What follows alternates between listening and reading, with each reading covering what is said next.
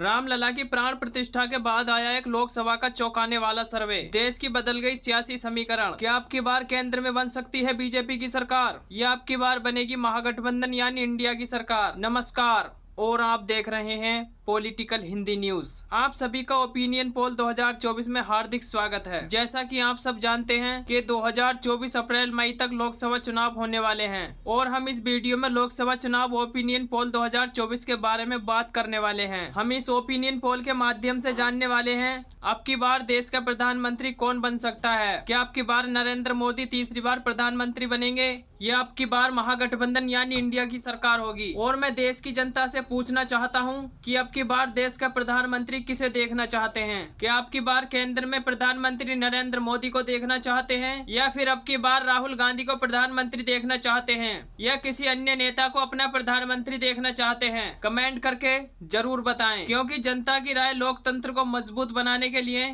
महत्वपूर्ण होती है, इसीलिए अपनी राय अवश्य दें। चलिए शुरू करते हैं और देखते हैं सबसे पहला राज्य। लेकिन उससे पहले मैं आपको जानकारी के लिए बता दूं कि देश में कुल लोकसभा की 543 सीटें हैं और किसी भी पार्टी को पूर्ण बहुमत की सरकार बनाने के लिए 272 या उससे अधिक सीटें जीतने की आवश्यकता होती है। चलिए दोस्तों वीडियो को शुरू करते हैं। अभी आए ओपिनियन पोल को विस्तार से समझते हैं और हम देखेंगे कि किस राज्य में किसको कितनी सीटें मिलने का अनुमान है। वीडियो के अंत तक जरूर बने रहें और आपको पता चल जाएगा कि अब की बार देश का प्रधानमंत्री कौन बनने वाला है। चलिए शुरू करते हैं और देखते हैं सबसे पहला राज्य। सबसे पहला राज्य आता है उत्तर प्रदेश।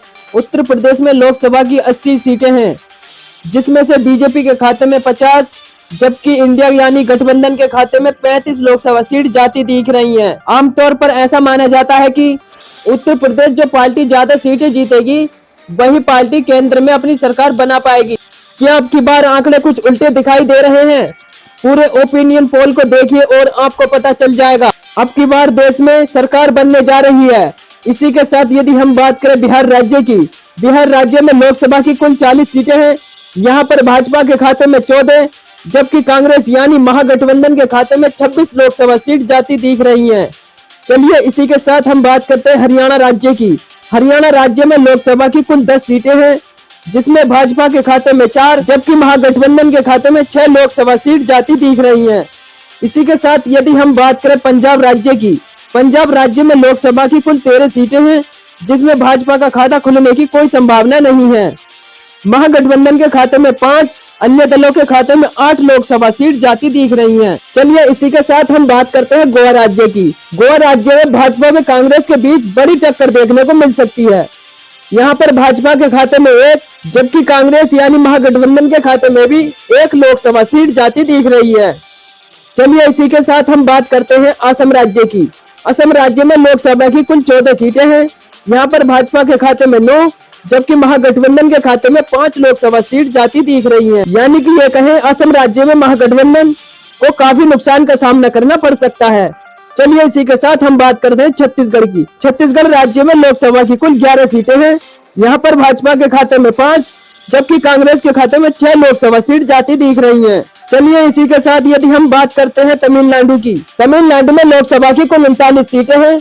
यहाँ पर भाजपा के खाते में 13 जबकि कांग्रेस यानी महागठबंधन के खाते में 26 लोकसभा सीट जाती दिख रही हैं। तमिलनाडु में भी महागठबंधन काफी फायदा होता दिख रहा है, जबकि भाजपा को यहाँ नुकसान का सामना करना पड़ सकता है। चलिए इसी के साथ हम बात करते हैं केरल राज्य की। केरल राज्य में लोकसभा की कुल 20 सीटें हैं।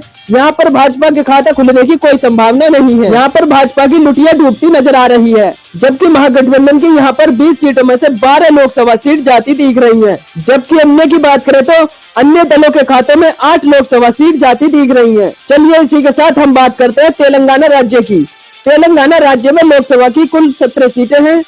यहाँ पर भाजपा के खाते में 4 जबकि महागठबंधन के खाते में 13 लोकसभा सीट जाती दिख रही हैं। यानी तेलंगाना राज्य में भी भाजपा को भारी नुकसान का सामना करना पड़ सकता है। महागठबंधन को यहाँ फायदा होता नजर आ रहा है। चलिए इसी के साथ हम बात करते हैं मणिपुर राज्य की। मणिपुर राज्य में लोकसभा की कुल 2 सीटें हैं। यहाँ पर भाजपा के खाता खुलने की कोई संभावना नहीं है, जबकि कांग्रेस यानी महागठबंधन के खाते में 2 की 2 लोकसभा सीट जाती दिख रही हैं। चलिए इसी के साथ हम बात करते हैं मध्य प्रदेश की। मध्य प्रदेश राज्य में लोकसभा की कुल 29 सीटें हैं। यहाँ पर भाजपा के खाते में 7 जबकि कांग्रेस यानी महागठबंधन के खाते में 22 लोकसभा सीट जाती दिख रही है। यानी भाजपा को मध्य प्रदेश राज्य में काफी नुकसान का सामना करना पड़ सकता है, जबकि महागठबंधन को काफी फायदा होता नजर आ रहा है। चलिए इसी के साथ हम बात करें त्रिपुरा की।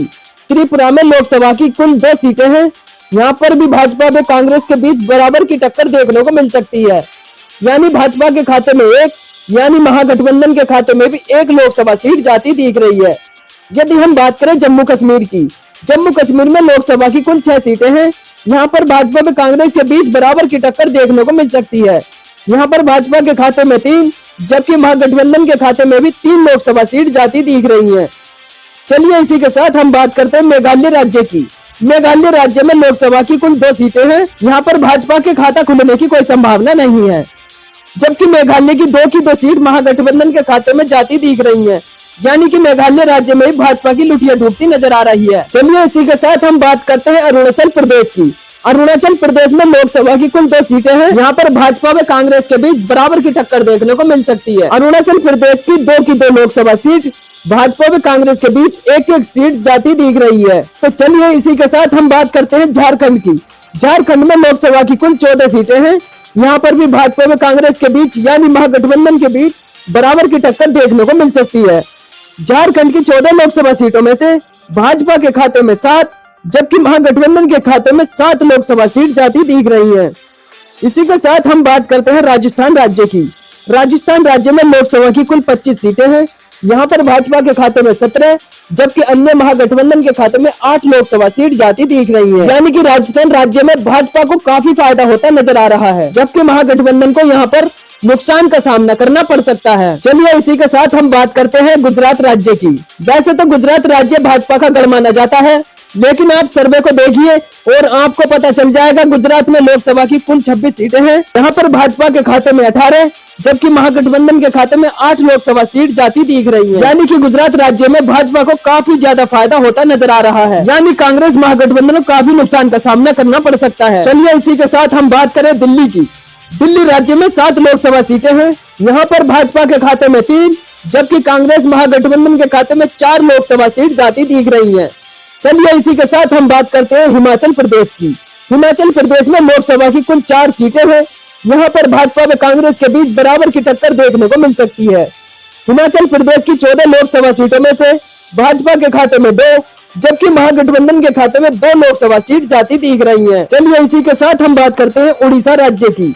उड़ीसा राज्य में लोकसभा की कुल 21 सीटें हैं। यहाँ पर भाजपा के खाते में 2, जबकि कांग्रेस यानी महागठबंधन के खाते में 3 लोकसभा सीट जाती दिख रही है। यदि वही बात करें हम अन्य दलों की, अन्य दलों के खाते में 16 लोकसभा सीट जाती दिख रही है। चलिए इसी के साथ हम बात करते हैं पश्चिम बंगाल की। पश्चिम बंगाल में लोकसभा की कुल 42 सीटें हैं। यहाँ पर भाजपा के खाते में 8, जबकि कांग्रेस यानी महागठबंधन के खाते में 34 लोकसभा सीट जाने की संभावना है। चलिए इसी के साथ हम बात करें महाराष्ट्र की। महाराष्ट्र राज्य में लोकसभा की कुल 48 सीटें हैं। यहाँ पर भाजपा के खाते में 16, जबकि महागठबंधन के खाते में 32 लोकसभा सीट जाती दिख रही है। महाराष्ट्र राज्य में भी महागठबंधन को काफी फायदा होता दिख रहा है। चलिए इसी के साथ हम बात करते हैं केंद्र शासित प्रदेशों की। केंद्र शासित प्रदेशों में लोकसभा की कुल 7 सीटें हैं। यहाँ पर भाजपा के खाते में 3, जबकि कांग्रेस के खाते में यानी महागठबंधन के खाते में 4 लोकसभा सीट जाती दिख रही है। चलिए इसी के साथ हम बात करते हैं आंध्र प्रदेश की। आंध्र प्रदेश में लोकसभा की कुल 25 सीटें हैं।